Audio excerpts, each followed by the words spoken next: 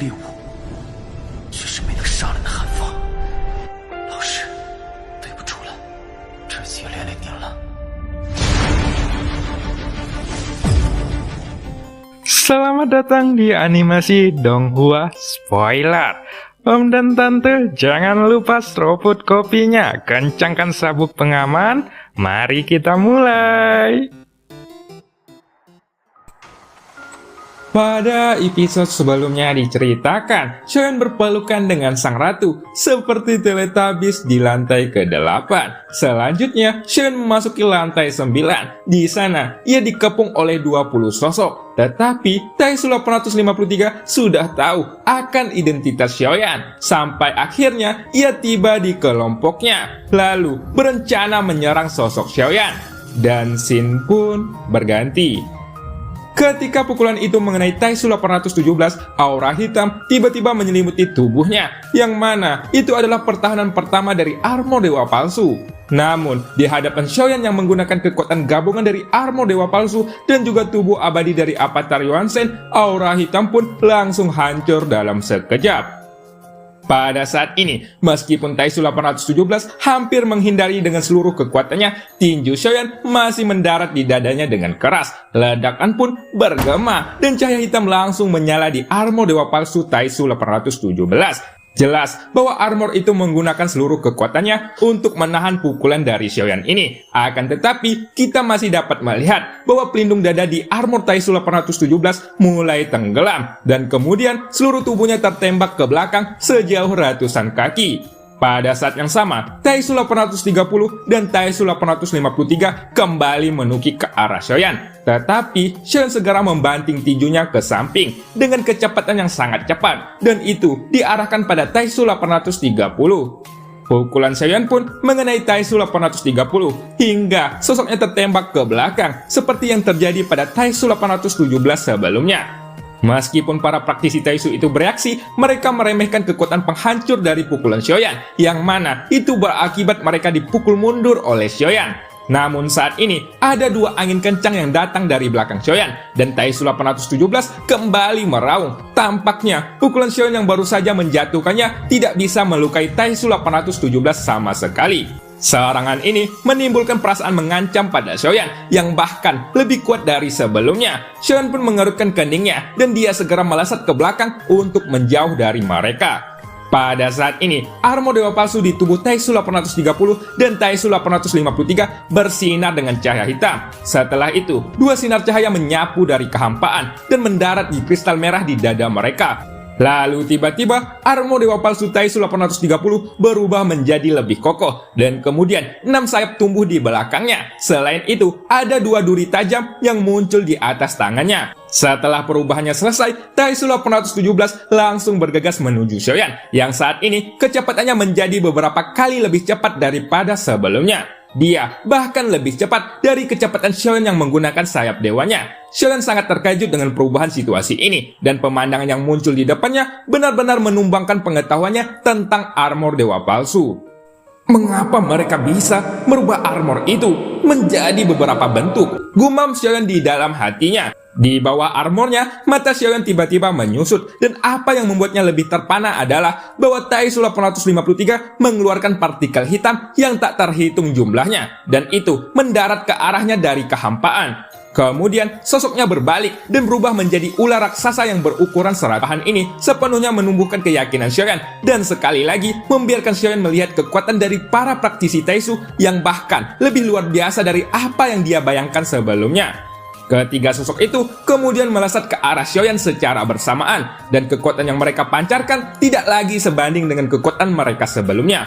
Bahkan, meskipun Xiaoyan sudah menggabungkan Avatar Yuansen dan Avatar Taisu saat ini, kekuatannya akan berbeda dari 3 praktisi Taisu itu yang tiba-tiba mengalami peningkatan besar. Jadi, tampaknya pertarungan ini berada di luar kemampuan Xiaoyan. Sepertinya aku tidak bisa mengatasi mereka bertiga, gumam Xiaoyan sambil menggertakkan giginya. Mata Xiaoyan pun sedikit menyipit, tetapi di hadapan 3 sosok yang bergegas ke arahnya, kecepatannya mundur. Xiaoyan tiba-tiba melambat, dan setelah itu, sosok besar tiba-tiba muncul di depan Xiaoyan. Di sisi lain, Taisu 853 yang kecepatannya melonjak tiba-tiba dilahap oleh mulut besar yang muncul di bawahnya. Dan kemudian dia dibanting seolah hampir terbelah menjadi dua. Suara raungan binatang buas pun juga bisa terdengar. Dan binatang buas yang mempunyai 9 kepala muncul di depan Xiaoyan. Dan Xiaoyan langsung menjadi jauh lebih kecil di hadapan binatang itu. "Ah, Zhu-Ying, akhirnya kamu datang," ucap Xiaoyan. Kemunculan tiba-tiba dari binatang buas itu juga mengejutkan ketiga praktisi Taisu yang mengejar Xiaoyan. Sosok Zhu-Ying ini tidak memiliki tubuh, dia hanya mempunyai 9 kepala ular raksasa yang semuanya adalah tubuhnya. Pada saat ini, sosok Zhu-Ying tiba-tiba menghentikan pertarungan mereka, dan Xiaoyan yang berada di belakang sosok Zhu-Ying hanya bisa mengangkat alisnya sedikit. Meskipun dia sudah tahu bahwa sosok Zhu-Ying ini sangatlah kuat, ia tidak pernah berpikir bahwa ular berkepala 9 itu lebih kuat daripada yang dia bayangkan. Aku tidak menyangka monster ular ini begitu kuat, ucap Xiaoyan sambil menatap sosok Zhu-Ying. Xiaoyan langsung memujinya, dan Zhu-Ying bisa mendengar kata-kata Xiaoyan dengan jelas. Setelah itu, kepala ularnya menyapu ke arah Xiaoyan, dan mulut besarnya berhenti di depan Xiaoyan. "Tunggu dulu, namaku adalah Zhu-Ying, ingat itu," ucap Zhu-Ying. Ketika kepala ular raksasa itu menukik, tenan yang dihasilkannya sangat kuat. Tetapi, setiap membuka mulutnya untuk berbicara, suara yang keluar adalah suara anak kecil. Karena mendengar suara anak kecil dari sosok Zhu-Ying ini, Xiaoyan pun tidak bisa menahan tawanya. Dan ini membuat wajah Zhu-Ying menjadi suram. Selain itu, pada saat yang sama, setelah ketiga praktisi Taisu itu menstabilkan tubuh mereka, mereka kembali mengeluarkan serangan sengit. Dan itu diarahkan pada sosok Zhu-Ying. Menghadapi serangan dari ketiga Taisu itu, serangan mendadak tampaknya mampu memojokkan mereka bertiga. Tetapi, pertahanan dan serangan ketiga Taisu itu saat ini lebih kuat daripada sebelumnya. Zhu-Ying juga cukup kesulitan untuk menghadapi mereka. Meskipun tebasan dari 9 kepala ularnya dapat memblokir serangan dari ketiganya, masih akan sulit untuk menyelesaikan mereka bertiga. Itu karena kekuatan ketiga Taisu itu masih meningkat dari waktu ke waktu. Mata Xiaoyan juga sedikit menyipit saat ini. Ia menemukan bahwa ada kekuatan misterius yang terus-menerus mengalir ke dalam armor dewa palsu mereka. Itu membuat Xiaoyan merasa sangat aneh. Jelas, armor dewa palsu ini memiliki banyak kemampuan yang tidak dia ketahui. Sementara itu, di kejauhan, Yonghai menatap Zhu-Ying yang tiba-tiba muncul, dan pupil matanya sedikit menyusut karena terkejut dengan kemunculan sosok besar itu.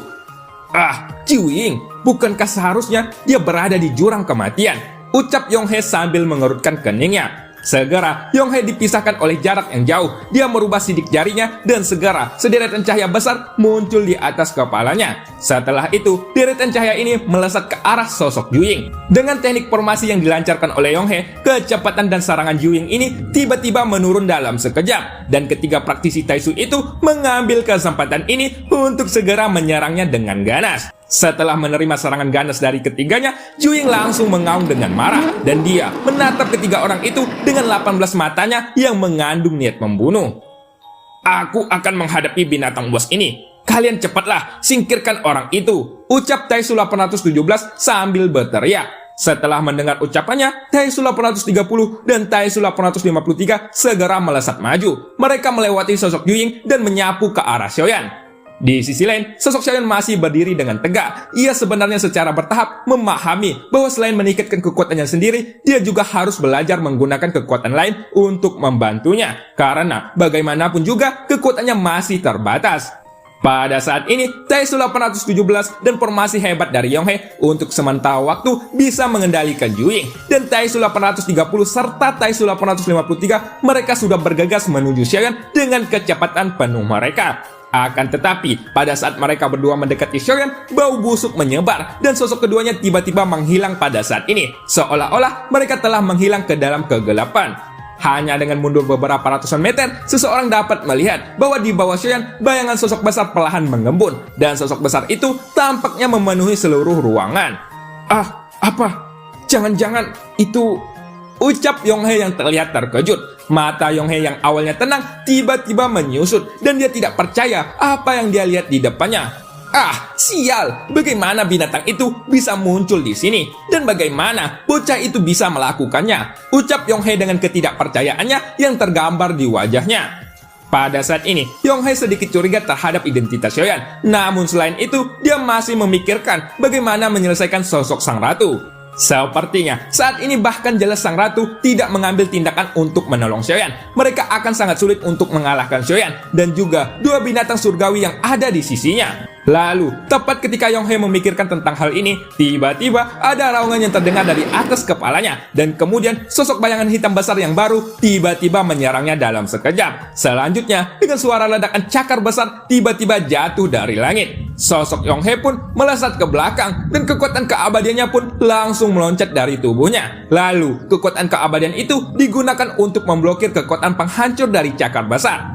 Ketika melihat kemunculan binatang besar yang baru ini, wajah Yonghe langsung berubah menjadi pucat. Dengan kemunculan dua binatang saja, Yonghe sudah tidak tahu bagaimana cara mengatasi mereka. Apalagi saat ini muncul lagi sosok lainnya, yang juga kekuatannya tidak lebih lemah dari dua binatang sebelumnya. Untuk binatang yang baru saja muncul ini, Yonghe tidak tahu identitasnya, karena itu jelas tidak berasal dari dunia Xuanyin. Binatang bos ini adalah binatang iblis surgawi yang Xiaoyan selamatkan dari dimensi lain di tempat terlarang, di jurang kematian. Kita sudah tahu bahwa Xiaoyan memiliki total 4 binatang kuno di tingkat reruntuhan, yang mana yang satunya adalah sosok naga merah yang dia dapatkan dari warisan Dewa Iblis Tianhe. Akan tetapi, dia belum menerima pelatihan untuk menggunakan naga merah itu, sehingga dia tidak berani untuk mengendalikan naga itu dalam pertarungan kali ini. Akan tetapi, dengan binatang kuno tingkat tinggi ini, itu lebih dari cukup untuk menghadapi situasi yang menegangkan pada saat ini. Xiaoyan pun mundur ke belakang dan dia hanya perlu menonton pertempuran ini secara diam-diam di kejauhan. Karena bagaimanapun dia tidak akan bisa bertarung dengan kekuatannya sendiri. Dengan munculnya Shui Kun dan juga Xiaoju, tampaknya tidak ada ketegangan dalam pertempuran ini. Adapun sosok sang ratu yang belum pernah muncul kali ini, jika melihat dari situasi pertempuran yang seperti itu, tampaknya dia tidak akan muncul kali ini.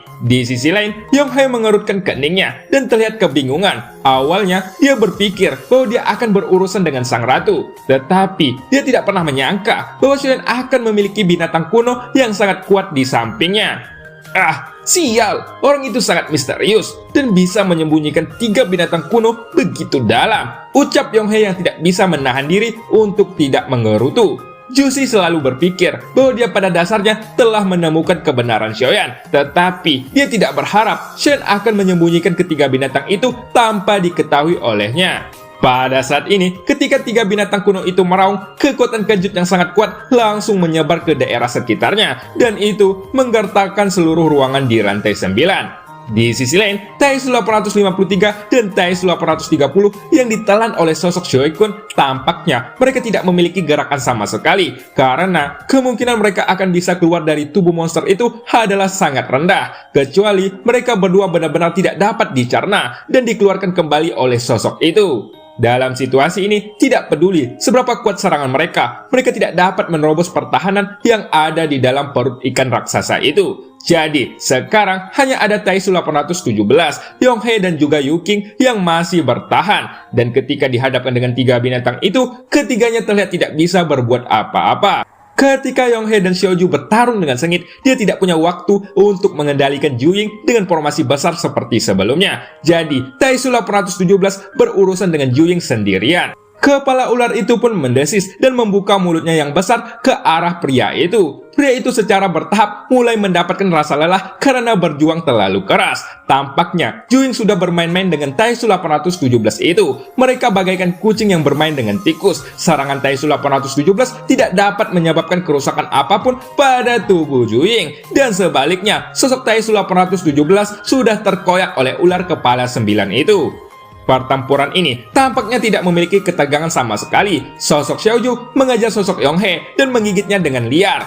Bahkan, jika Yuking berpartisipasi dalam pertempuran itu, dia masih tidak akan menggoyahkan sosok Xiaoju, karena jelas bahwa binatang itu belum pernah mengeluarkan kekuatan aslinya.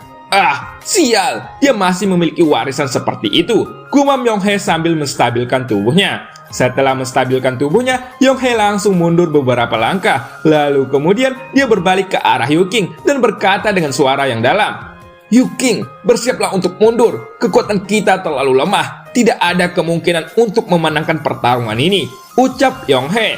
Yonghe berbicara sambil menunjukkan rasa kesal di wajahnya. Dan segera setelah dia berbicara, ia dan Yuking langsung melesat ke kejauhan dengan sangat cepat. Ketika melesat, Yonghye mengangkat tangannya dengan tiba-tiba dan kemudian dengan cepat membentuk tanda formasi di depannya. Setelah itu, terlihatlah bahwa ada ruangan di depannya yang mulai terdistorsi. Tampaknya dia berencana untuk menggunakan semacam metode rahasia seperti portal ruang, yang mana itu bisa memindahkan mereka berdua untuk pergi dari tempat itu secara langsung. Yuan tahan mereka berdua, kita tidak bisa membiarkan mereka pergi, ucap Xiaoyan yang segera berkata setelah melihat tindakan mereka berdua. Dengan kemampuannya saat ini, Xiaoyan mungkin tidak akan bisa menghentikan Yonghye untuk pergi. Jadi, ia hanya bisa meminta bantuan dari Kaisar Wanita yang selalu ada di sampingnya. Lalu, tak lama kemudian, sosok sang ratu pun muncul seperti bayangan dan dia mendarat di samping Xiaoyan dengan santai. Hah? Kamu tidak ingin mereka pergi? Baiklah, aku akan membiarkan mereka tinggal di sini, ucap sang ratu. Suara sang ratu keluar dengan perlahan. Kini, Xiaoyan bisa melihat bahwa wanita itu tidak bergerak sama sekali. Tapi tiba-tiba ada ledakan yang menciptakan ruang terdistorsi. Kemudian, dari retakan itu, keluarlah lengan yang membeku sepenuhnya. Dan ada sesosok yang keluar secara tiba-tiba. Kecepatan sosok ini sangatlah cepat. Dia menonjol dengan kecepatan yang sama seperti kilat dan menghantam dada Yonghye dengan sangat keras. Dalam sekejap, daging dan darah di dada Yonghye langsung terkoyak, dan itu memperlihatkan tulang dan jantung emasnya, yang mana itu adalah inti dari kekuatan keabadian. Menghadapi serangan yang sangat tiba-tiba ini, ekspresi Yonghye juga berubah secara drastis. Dia pun segera mundur dengan tubuhnya yang sudah melemah, dan dia menstabilkan tubuhnya di kejauhan. Di sisi lain, lengan yang retak segera ditarik kembali, yang juga berarti bahwa formasi yang ditinggalkan oleh Yonghye sebelumnya telah dihancurkan oleh serangan dari tangan itu. Kekuatan ini, bukankah itu Dewa Iblis Tianhe? Ucap Yonghye yang terkejut. Yonghye menembak ke belakang. Dia tiba-tiba gemetar di dalam hatinya. Kekuatan barusan membuatnya merasakan aura kematian. Itu karena energi iblis yang sangat kuat ini hanya dimiliki oleh pemilik menara pembantaian, yaitu sang Dewa Iblis Tianhe. Yuan kekuatan apa itu? Ucap Xiaoyan yang juga terkejut. Aku tidak dapat mengingat nama dari keterampilan bertarung Tianhe ini. Tempat ini sudah penuh dengan energi iblis. Jadi, ketika aku tertarik, aku bisa menggunakan tekniknya untuk menguji kekuatannya. Tapi sepertinya ini masih sedikit aneh. Jika tidak, hanya satu pukulan saja, itu akan cukup untuk melenyapkan orang itu, ucap sang ratu. Xiaoyan pun tersenyum pahit ketika mendengar kata-katanya. Yuan aku ingin kamu terus menyiksanya, tetapi perhatikan tingkat kerusakannya dan jangan bunuh dia. Aku ingin merebut avatar itu, ucap Xiaoyan. Xiaoyan berkata dengan perlahan, kemudian dia menutup matanya dan kekuatan yang tak terlihat segera menyelimuti sosok Yonghye. Tidak sulit untuk memutuskan dalam menangkap avatar Jushi atau tidak, karena avatar yang bernama Yonghye itu juga cukup kuat. Xiaoyan tidak bisa menentukan kekuatan aslinya, tetapi dari perasaan yang telah ditunjukkan sebelumnya, setidaknya sosok Yonghye ini berada di langkah kelima dari keabadian Kaisar.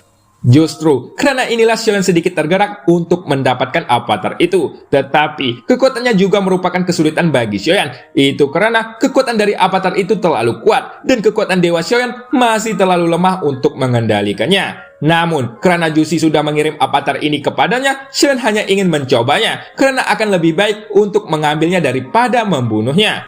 Jika berhasil, avatar ini akan menjadi senjata yang bisa menghancurkan pikiran Jushi. Dan jika Xiaoyan akan melawan Jushi di masa depan, avatar itu pasti akan sangat berguna. Pada saat ini, kekuatan tak terlihat langsung menyelimuti sosok Yonghye. Dan Yonghye juga merasakan jiwanya yang bergetar di seluruh tubuhnya. Pada saat yang sama, terlihat ada sosok yang sedang duduk bersila di bintang kecil yang unik di istana pemburu dewa. Kini, ia tiba-tiba membuka matanya. Aura merahnya menyelimuti matanya, dan wajahnya yang gelap terlihat sangat dingin. Itu tidak mungkin. Bukankah itu adalah kekuatan untuk merebut avatar? Gumam sosok itu sambil menggertakkan giginya. Sosok ini tidak lain adalah Jushi, sang penguasa istana pemburu dewa, yang mana saat ini dia sedang mengendalikan avatar Yonghye dari kejauhan. Ia sebenarnya ingin mengambil avatarku. Sialan, ia pasti ingin menggunakan avatar ini untuk menghancurkan pikiranku saat dia bertarung denganku di masa depan, ucap Jushi. Jushi yang duduk bersila, dia membuka matanya lebar-lebar. Pada saat ini, ada dua wanita cantik bersandar di sisinya. Tapi tiba-tiba, karena tubuh Jushi mengeluarkan niat membunuh yang kuat, sehingga ini menyebabkan kedua wanita itu segera mundur beberapa langkah. mereka semuanya menjauh dari Jushi dengan hormat karena mereka takut merekalah yang membuatnya marah hingga akan muncul niat yang membunuh seperti itu. Apakah dia bisa menggunakan teknik perebut avatar itu? Baiklah, aku akan melihat siapa yang memiliki kekuatan lebih kuat untuk merebut avatar, ucap Jushi sambil menyeringai dan matanya yang terlihat sangat dingin. Dan cerita pun berakhir. Sampai jumpa di episode selanjutnya. Nyuci piring kotor sampai bersih. Cukup sekian, terima kasih.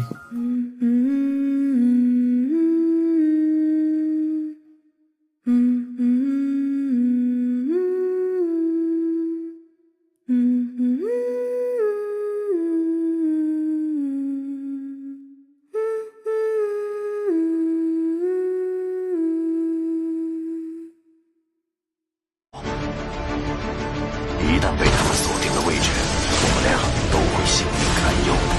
所有的隐忍，是为了这一天。我已经等待了太久。今天若是你能够安然无恙地走下擂台，萧炎从此不再踏进迦南学院半步。他迟早会发现的。既然如此，就给他一个惊喜吧。今天他不会让你们两人彻底的闭上嘴。就算他还活着，你们之间也绝不可能。